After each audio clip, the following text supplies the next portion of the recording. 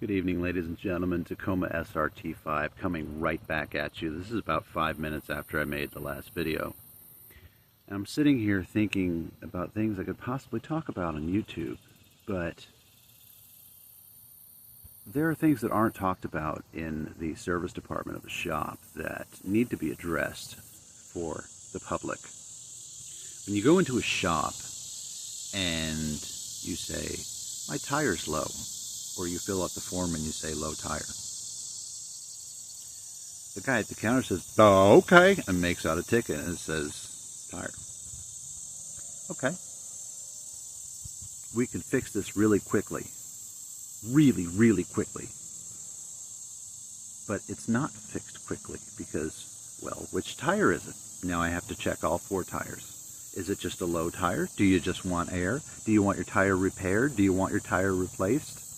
So I need to go and I need to check all 4 tires, figure out which one is low, figure out why it's low, figure out how much lower it is than the other ones. Is it just low enough that your tire light is on and 3 of your tires are at 33 and the one tire is at 30 psi because you haven't checked them in a year and a half, and that's just kind of the way it goes. You got to air them up once in a while.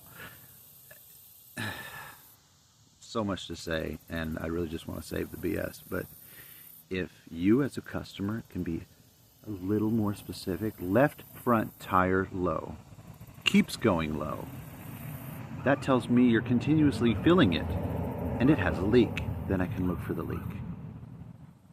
Left tire low and bald, please replace. Left tire low has nail, please repair.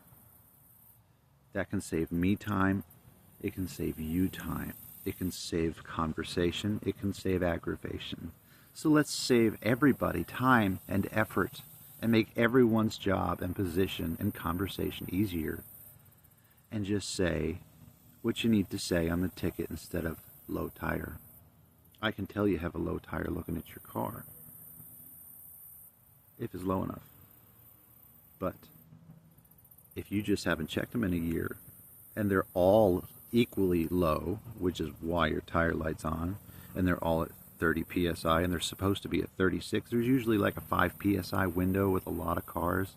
If one is at 30 psi and the other 3 are at 35, still not something I would worry about.